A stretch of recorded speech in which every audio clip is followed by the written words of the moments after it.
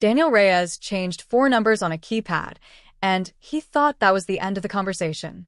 He had no idea it was the end of his marriage, the end of his house, and the end of the version of himself he liked to believe was in charge.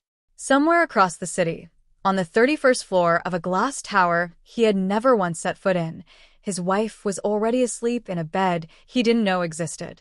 And when she woke up the next morning, she wasn't going to come home to fight for the house he'd locked her out of. She was going to let him keep it, because she didn't need it anymore. What Daniel didn't know that night would cost him everything he thought he owned. And by the time he understood what had actually happened, it was already too late to undo it. This is the story of how one man's need to control a woman ended with him losing the only thing he thought gave him power. Daniel and Sofia Reyes had been married for 11 years. On paper, they looked like a couple who had made it. A brick colonial in a good school district, 2 cars in the driveway, a wedding anniversary trip every October. But the version of the marriage that existed behind the front door was built on something much less stable than any of that. Daniel had grown up watching his father control every dollar that came into his household, and somewhere along the way, without ever saying it out loud, he had decided that was what a marriage was supposed to look like. Sofia didn't need his permission to buy a coffee, but she felt it anyway every single time. For years, Sofia told herself this was just how Daniel was wired. He wasn't cruel. He didn't yell, he didn't hit, he didn't do any of the things people picture when they hear the word controlling. His control was quieter than that. It was in the way he checked the family banking app before she even had a chance to explain a purchase. It was in the way he'd ask, almost casually, who she'd been texting, and then go silent for the rest of the night if her answer wasn't fast enough. It was in the fact that after 11 years of marriage, Sofia still didn't have a single account, a single card, a single dollar that existed outside of his awareness. What Daniel never expected was that somewhere around year 8, something in Sofia quietly stopped asking for his approval. She didn't announce it. She didn't fight him on it. She simply started building something of her own, in the one place he never thought to look. It started small. Sofia had a marketing background from before they got married, the kind of career she'd put on pause when Daniel insisted it made more sense for her to stay home after their son was born. But staying home didn't mean staying still. While Daniel assumed she spent her afternoons on errands and school pickups, Sofia had started freelancing quietly for a handful of small businesses, using an old laptop, an email address Daniel had never seen, and a bank account that existed in a city 3 states away, opened during a weekend trip she told him was a visit to her sister. The income was modest at first, a few $100s here and there, but Sofia didn't spend it. She didn't buy herself anything that would raise a question at dinner. She let it sit, and then she let it grow, and slowly, carefully, over 4 years, what started as pocket money for freelance work turned into something Daniel would never have believed his wife was capable of building without him. By year 11, Sofia had over $200,000 sitting in an account Daniel didn't know existed. And she hadn't built it to leave him. Not at first. She had built it because some quiet, self-protective part of her understood something she couldn't yet say out loud. She had built it because a part of her already knew this marriage wasn't going to survive Daniel's need to control every corner of it. She just didn't know yet how the ending would happen. There was one moment, back in year 5, that Sofia would later point to as the real beginning, even though at the time it felt like nothing at all. A former colleague had reached out about a marketing director position, a real opportunity, the kind of role Sofia had spent her 20s working toward before she put her career on pause. She'd brought it up to Daniel over dinner, cautiously, the way she brought up almost everything by then, watching his face for the shift that told her how the conversation was going to go before she'd even finished her sentence. Daniel hadn't said no. He never said no directly. He'd asked, instead, who was going to handle school pickup if she was in meetings until 6. He'd asked whether it made financial sense for her to work when childcare would eat most of what she earned anyway. He'd asked the questions in a tone so reasonable, so calmly practical, that Sofia had spent that entire night convinced she was the one being unreasonable for wanting it. She turned the job down 2 days later. Daniel told her he was proud of her for making the smart choice. It took Sofia almost 3 years to understand that conversation for what it actually was. Not a discussion between equals weighing a decision together, but in negotiation, she had never been given real terms to win. By the time she understood that, the resentment didn't come out as an argument. It came out as a decision to stop asking permission the next time an opportunity found her.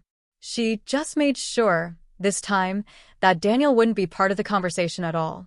The first crack appeared on an ordinary Tuesday in March, the kind of day that seems completely unremarkable until you look back on it later and realize it was the beginning of everything. Daniel came home from work early, something he almost never did, and found Sophia in the kitchen with her phone pressed to her ear, laughing at something in a way he hadn't heard in years. The second she noticed him in the doorway, her voice changed. She said a quick goodbye, ended the call, and set the phone face down on the counter like it was something that needed to be hidden. Daniel didn't say anything about it that night, but he noticed. And once Daniel noticed something, he didn't let it go. Over the following weeks, small details started stacking up in his mind like evidence in a case he was quietly building. Sophia had a new bag he didn't remember buying for her, the kind of bag that cost more than her usual grocery budget for a month.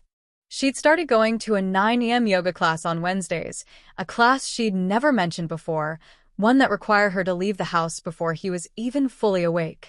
Her phone, which used to sit face up on the nightstand, was now always face down, always slightly out of reach. Daniel told himself he was being paranoid. And then one night, he told himself something much worse.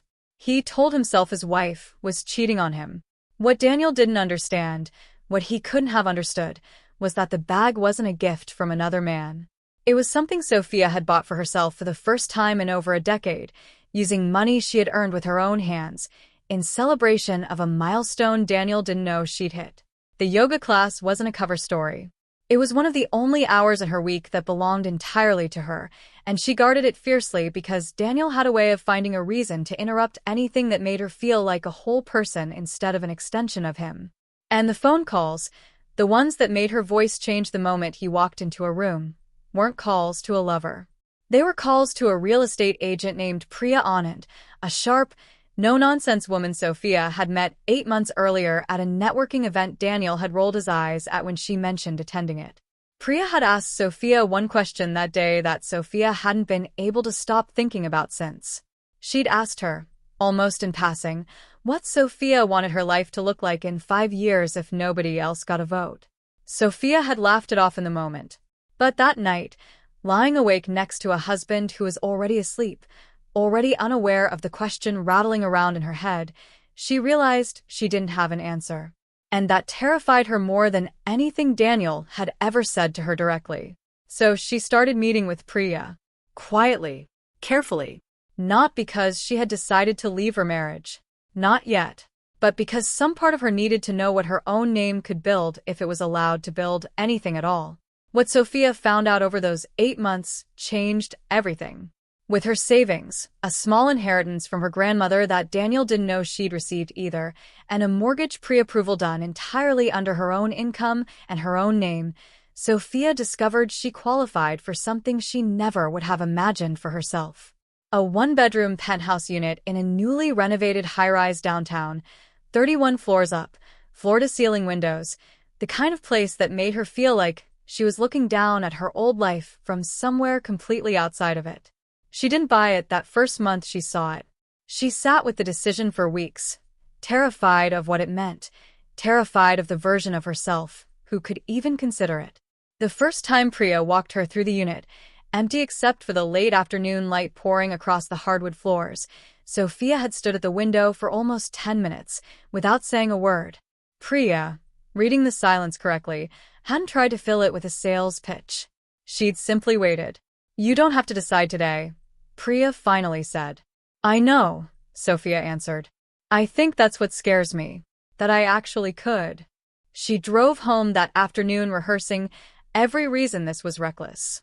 She had a son. She had a marriage, whatever was left of it. She had 11 years of built-in habits that told her a decision this size wasn't supposed to be hers to make alone.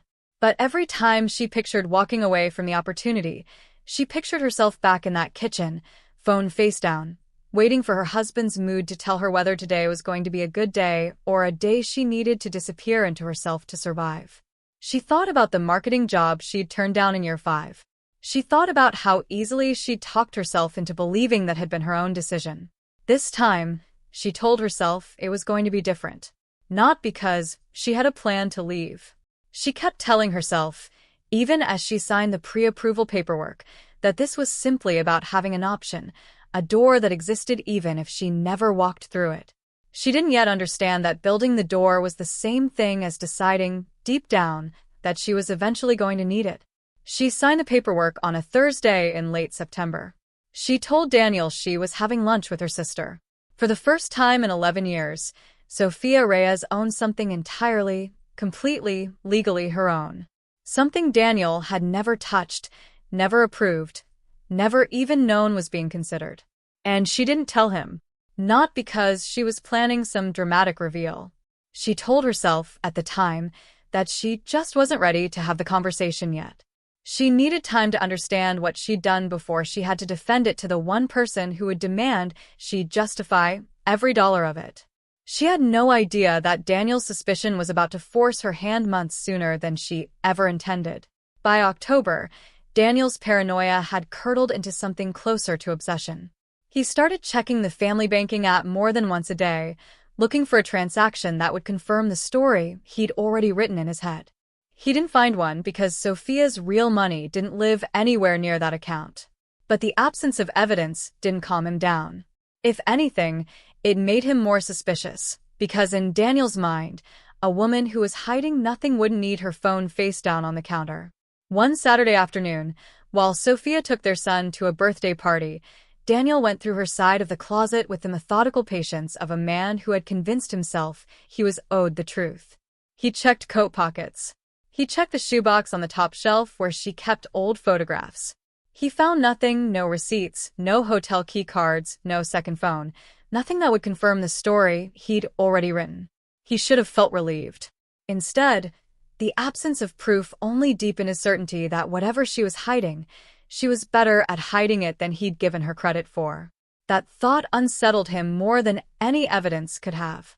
It meant she was capable of building something entirely outside his field of vision, and some part of him, some part he never said out loud even to Marcus, understood that this was true long before he had any idea what it actually was. There was something else feeding Daniel's spiral, something he hadn't told Sofia and had no intention of telling her. 6 weeks earlier, his company had gone through a round of restructuring, and Daniel's title had been quietly folded into a role with less authority and, though nobody said it directly, a clear ceiling above it. He was 38 years old, watching younger employees get handed the kind of responsibility that used to be his, and he had not said a single word about it at home. He went to work every day, came home every night, and let Sofia believe nothing had changed, because admitting it out loud felt like admitting he was losing his grip on the one thing he'd always measure himself by. He told exactly one person about the demotion. His younger brother, Marcus, over beers at a bar neither of them usually went to, chosen specifically because it was far enough from home that no one they knew would walk in and ask questions. Daniel framed it as a minor reorganization, nothing to worry about, but Marcus had known him too long to miss the tightness in his jaw when he said it. "You think she's noticed?" Marcus asked, meaning Sofia. Daniel shook his head. "She's got her own stuff going on lately. Barely notices me most days." He said it like a complaint, but underneath it was something closer to fear, the quiet suspicion that his wife's attention had drifted somewhere he couldn't follow it.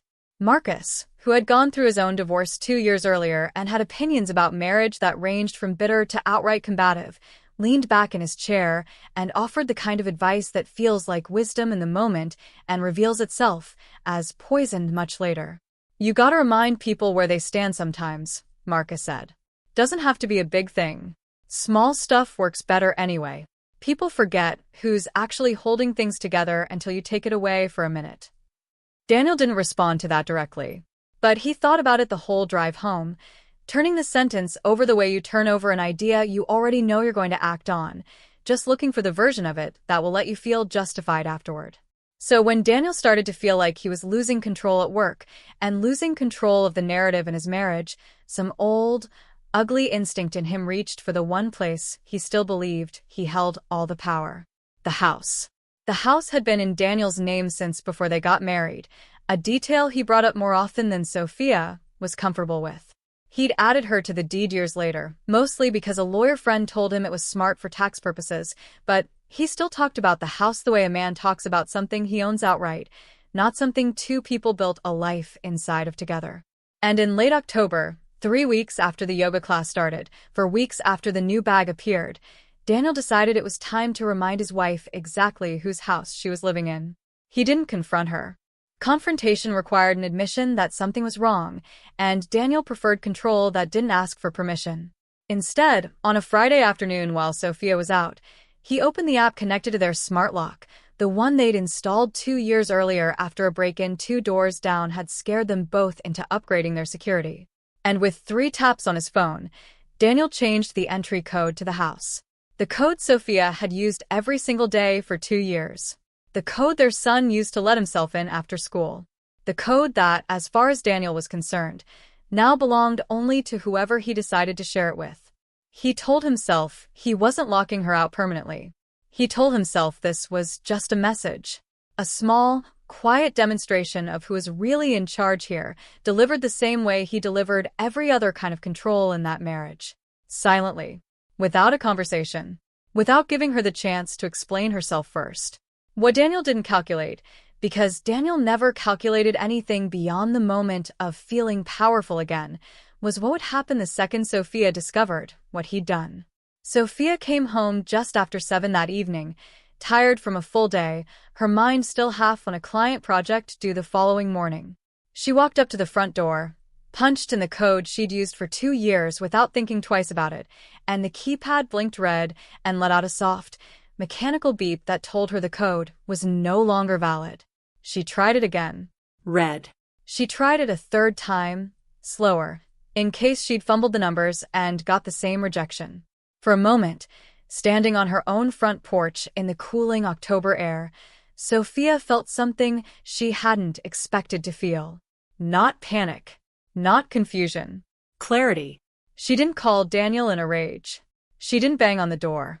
She stood there for almost a full minute, looking at the house she had lived in for 11 years, the house with her name on the deed, and she understood exactly what had just happened without needing anyone to explain it to her. Daniel hadn't locked her out of a house. Daniel had shown her, in the clearest possible language, exactly what he thought of her. She called him. He picked up on the 2nd ring, and there was something in his voice, a kind of forced casualness, that told her he had been waiting for this call.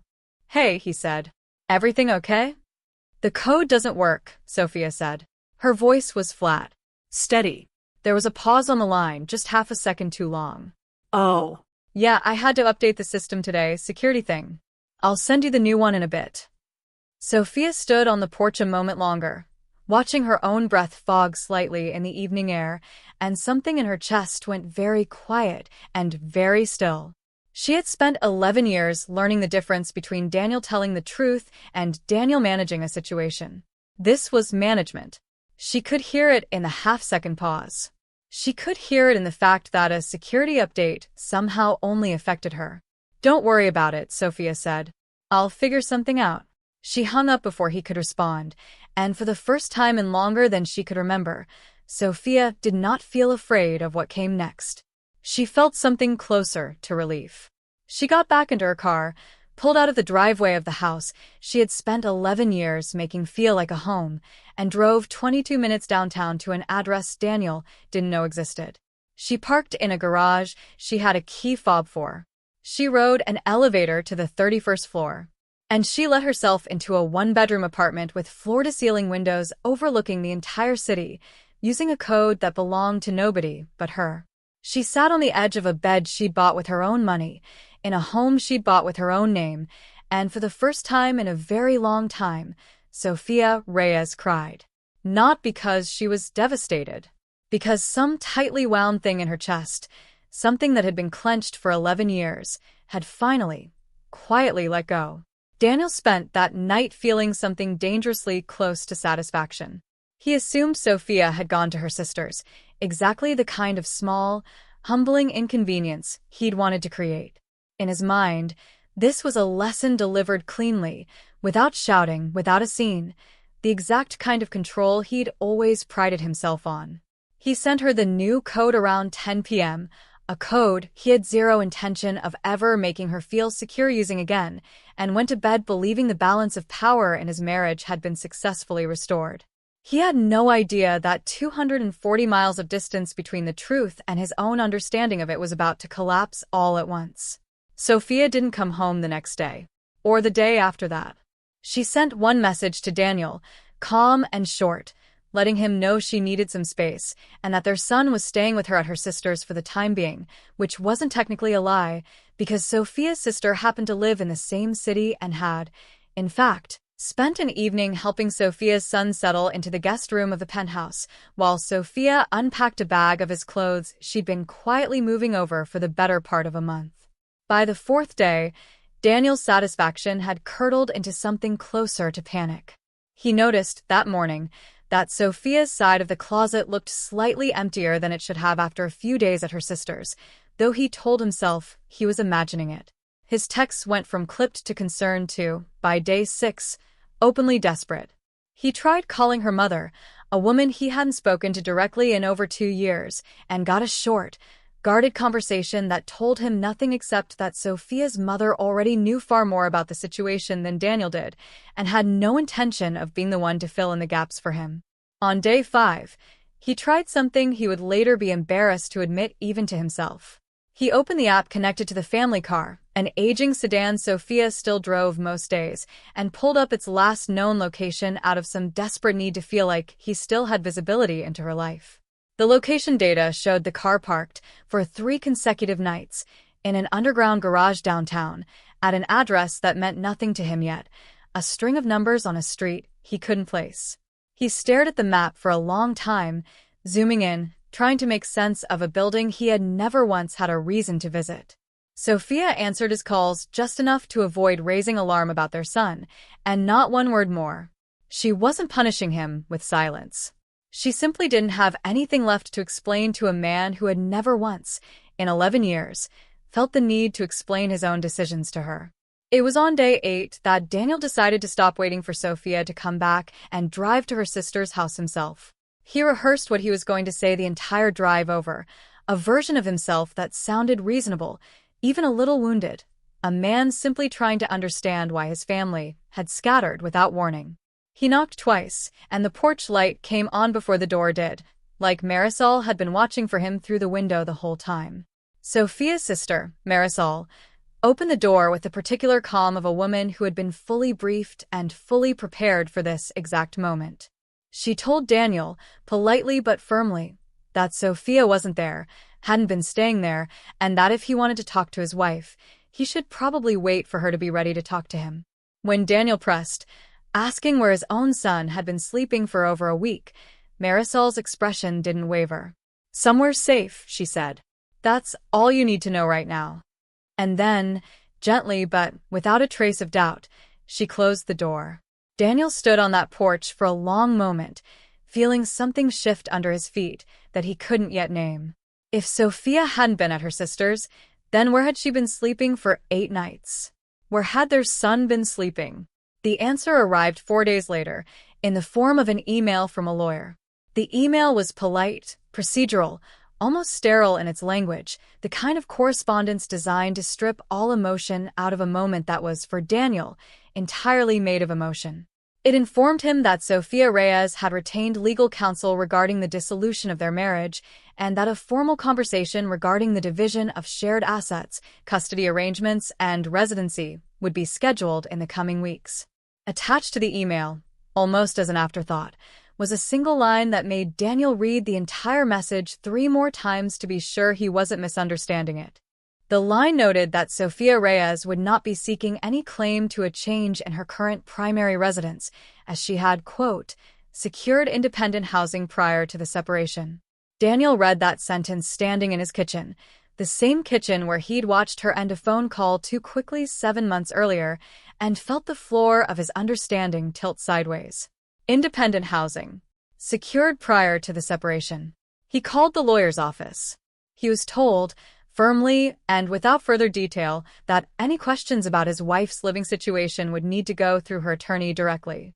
He called Sophia. She let it ring twice before declining the call. He tried again 10 minutes later and got the same result, the same flat 2 rings before the line went dead, a small, deliberate rejection that felt somehow louder than if she'd simply let it ring out.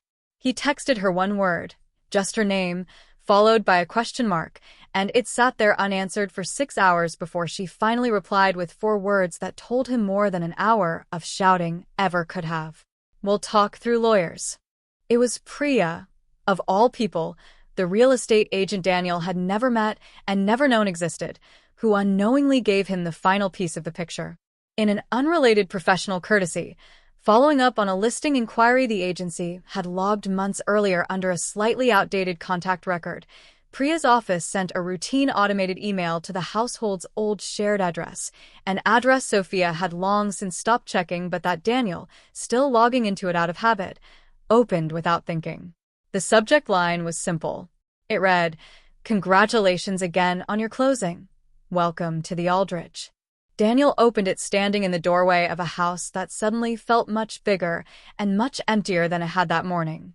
The email thanked Ms. Reyes for her business, referenced her closing date in late September, and included a small, cheerful line about how thrilled the team was to help her find, quote, "a home that was entirely her own." Daniel sat down at the kitchen table and didn't move for a long time. Every piece he'd been collecting for months, the new bag, the whispered calls, the yoga class that had never once actually been about yoga, rearranged itself in his mind into a shape he hadn't seen coming. There had been no affair. There had never been another man. What there had been, quietly, patiently, for the better part of a year, was his wife building an entire life he had no part of, using money he never knew existed, in a home he had never been invited to see. And the code he had changed, the small, silent punishment he'd delivered to remind Sophia, who was really in control of that house, hadn't broken her at all. It had simply confirmed, in the clearest possible terms, that she no longer needed anything from a house he controlled, because she already had one of her own. The conversation, when it finally happened 3 weeks later, took place in a lawyer's conference room, not a kitchen. Daniel had spent those 3 weeks trying to prepare a version of events where he came out looking reasonable, a man who had simply reacted poorly to suspicion born out of genuine confusion. But sitting across the table from Sophia, calm in a way he had never once seen her be inside their marriage, Daniel understood almost immediately that there was no version of this conversation where he held any leverage at all. Sophia's attorney laid out the situation plainly. The marital home, still carrying 11 more years on its mortgage, would need to be sold or refinanced solely under Daniel's name, since Sophia had no interest in continuing to hold a stake in a property she no longer lived in and, given recent events, had no intention of ever depending on again. Her penthouse, purchased entirely with her own premarital inheritance and independently earned income, documented cleanly across 4 years of bank statements Daniel had never once seen, was not a marital asset subject to division. It was hers. Fully, legally, untouchably hers. Daniel sat through the entire meeting with the particular stillness of a man doing arithmetic he didn't want to finish. He had spent 11 years believing that control over the household finances, control over the deed, control over a 4-digit code on a keypad was the same thing as security. What he was learning in real time, in a conference room that smelled faintly of coffee and printer toner, was that the only security he'd actually built was an illusion that depended entirely on his wife never discovering she didn't need it. At one point, his own attorney, a man he'd hired the week after the lawyer's email arrived, leaned over and asked quietly whether Daniel had any documentation showing joint contribution toward the downtown property, any transfers, any shared account activity, anything at all that might establish a claim. Daniel said nothing for a long moment because there was nothing to say. He had never contributed $1 to something he hadn't known existed. Sophia's attorney, sensing exactly where the silence was headed, slid a folder across the table anyway, thorough enough that there could be no ambiguity later. 4 years of bank statements. A signed letter from Sophia's grandmother's estate attorney confirming the inheritance. A mortgage document listing Sophia Reyes as the sole borrower, sole owner, sole name on every page. Daniel flipped through it once, slowly, and then closed it and slid it back across the table without a word. There was nothing in those pages to argue with. There was only a version of the last 4 years he had never been allowed to see, laid out now in black and white, in a room designed specifically to make sure he couldn't pretend otherwise. Near the end of the meeting, Daniel asked Sophia one question directly, the first thing he'd said to her that wasn't filtered through a lawyer. He asked her, quietly, when she'd started planning to leave him. Sophia looked at him for a long moment before she answered. "I didn't start planning to leave you," she said. "I started planning to have something that was mine. You're the one who turned it into a reason to go." Daniel didn't have an answer for that. He didn't have an answer for most of what followed either. The house sold 4 months later, at a modest loss after Daniel struggled alone with a mortgage payment his single income could barely sustain. He moved into a 2-bedroom rental across town, a place his son visited every other weekend, a place with beige walls and a landlord-installed keypad that Daniel, in a small and mostly unconscious act of self-preservation, never once changed the code on. The demotion at work, the one he'd told only Marcus about, quietly became a resignation 8 months later, after a second round of restructuring made the writing on the wall impossible to ignore. He found another job eventually, a decent one, though a rung lower than where he'd started, and told himself the pay cut was temporary, the way people tell themselves a lot of things are temporary right up until they aren't. He tried dating again briefly about a year after the divorce and found himself, more than once, doing the same quiet mental accounting he used to do with Sophia, tracking a new woman's phone habits, her tone on the third ring instead of the first, before catching himself and forcing his hand still. He didn't always succeed. One relationship ended after 4 months when a woman named Renee told him, not unkindly, that she felt like she was constantly being evaluated instead of known.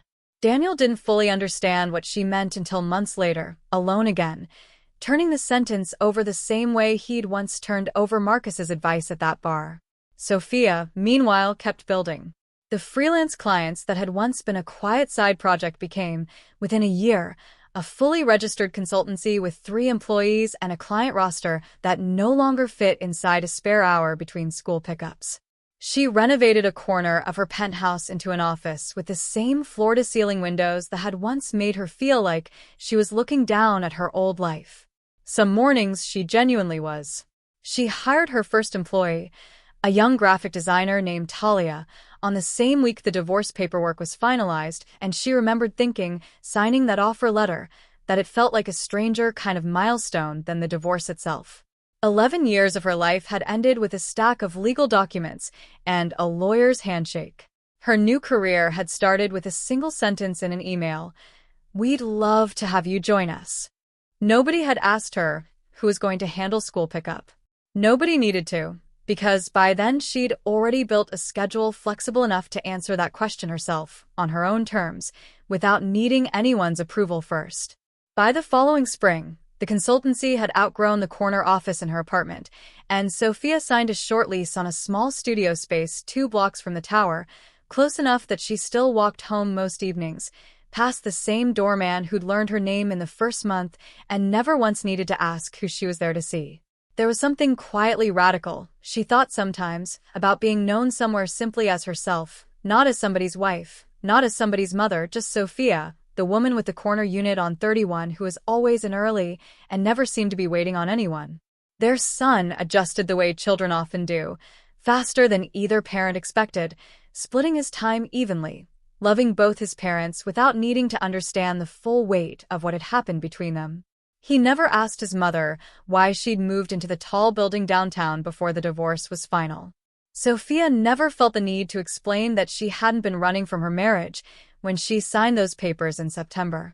She had simply, for the first time in over a decade, been building towards something instead of shrinking around someone else's need for control. There was one evening, almost a year after the separation, when their son mentioned offhand at dinner that he liked staying at Mom's building because you could see the whole city from his window. Daniel had smiled and changed the subject, but the comment stayed with him longer than he wanted it to.